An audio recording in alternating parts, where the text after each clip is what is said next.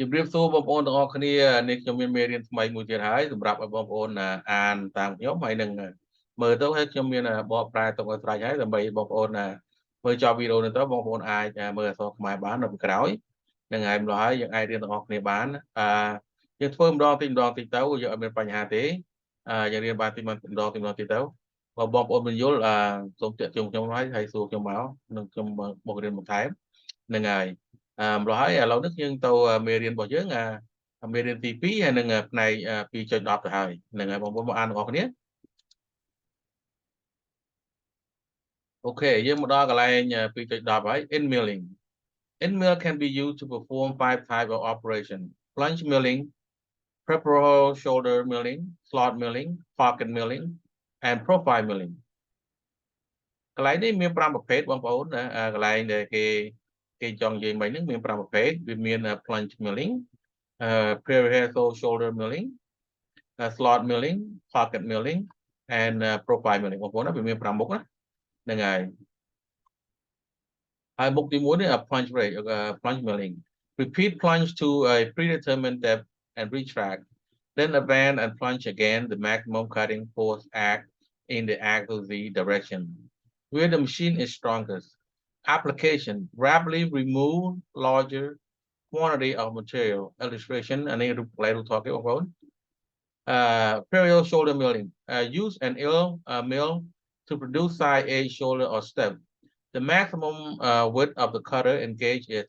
3D4, where D is the cutter diameter. Slot milling is use cutter side edge to produce blind slot and through slot to cut various form of slot. Pocket milling. Take a zigzag or spiral out pattern of cutting in sequence to produce depth cavity. Profile milling. Take the cutter along a predetermined contour to machine part profile that consists of series of line and arc. នេះកន្លែងនេះដែលរូបភាពនេះបងប្អូនគេប្រាប់ឲ្យថានេះកន្លែងកាត់ពីមុខណាបងប្អូនណានឹងនេះកន្លែងគេកាត់ profile គេកាត់ពីមុខនៅកន្លែងនេះគេកាត់កប៉ៅវាពីកណ្ដាលទៅមកបងប្អូនណានឹងហើយរូបភាពមួយនេះគេកាត់កណ្ដាលដែរប៉ុន្តែគេកាត់ដូចជាslot វាដូចជាមួយកលិបងប្អូនហ្នឹងហើយសម្រាប់មួយនេះគឺគេប្រាប់ថាវាគេប្រើ 3D4 បងប្អូននេះកាត់ពីចង្ហៀងអញ្ចឹងហើយក្រៅកាត់ពីក្រៅបងប្អូនហ្នឹងហើយកន្លែងនេះគេកាត់V នេះមិនចង់និយាយថា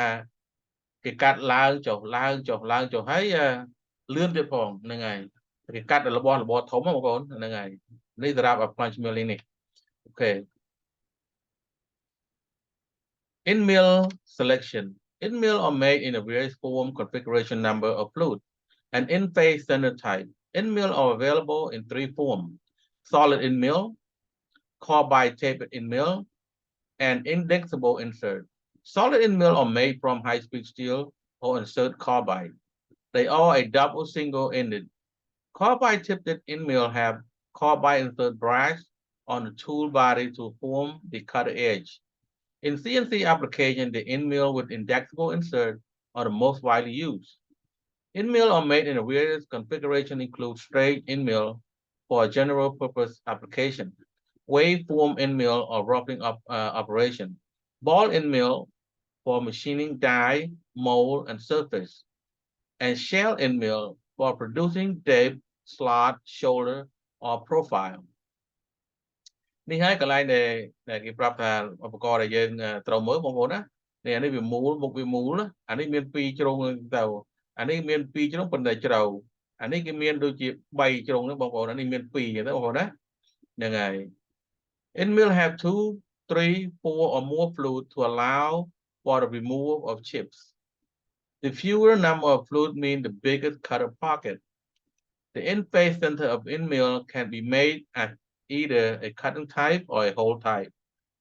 End mill with a center cutting type have 1 or 2 end cutting edge extending past the center of the cutting so that they can be used for plunging purpose. With the center hole type, no end cutting edge is extended to the center of the cutter, therefore they cannot be used to perform plunging operation. អានេះដែលឧបករណ៍ដែលគេប្រាប់ឲ្យមិញបងប្អូនណាអានេះវាមាន2មាន3មាន4ណា này 4 ដែរនេះ 5 បងប្អូនណានេះ 6 ហ្នឹងហើយម្ល៉េះអានេះគេមានក្បាលវាមុខវាយ៉ាងហ្នឹងបងប្អូនហ្នឹងហើយ Use the end mill with a 30-degree helical angle or general application. Use 40 to 45-degree helical angle and 15-degree of axial helical angle at the end face to perform heavy cutting. Use end mill with a wave shape cutting edge for roughing cut, obtain rapid metal removal. Select end mill with a small number of fluid for roughing cut because they provide larger cutting pocket. Tool with a larger number of fluid are used to finish cut. Choose tool for the end face of center cutting type. For cutting involving plunging tool with the end face of center hole type can perform only side cutting.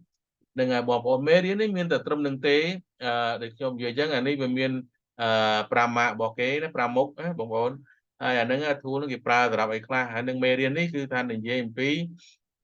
ហើយអា2នេះកាត់អ្វីខ្លះ3កាត់អ្វីខ្លះ4កាត់អ្វីខ្លះ5កាត់អ្វីខ្លះ6កាត់អ្វីខ្លះហ្នឹងហើយធ្វើបាយខ្លះហ្នឹងហើយពីទូចទៅធំបងប្អូនហ្នឹងហើយមេរៀនហ្នឹងគឺខ្លីតែប៉ុណ្្នឹងទេហើយសម្រាប់បងប្អូនយល់ហ្នឹងហើយនេះជារូបភាពដែលខ្ញុំបង្ហាញមិញដែរហ្នឹងហើយឥឡូវនេះខ្ញុំនឹងតបង្ហាញបងប្អូនមួយទៀតគឺថាខ្ញុំបានទៅដូចជាអក្សរខ្មែរហើយបងប្អូនអាចមើលបានបងប្អូនណាហ្នឹងហើយបងប្អូនអាចមើលបានមើលតាមនឹងមកខ្ញុំសរសេរ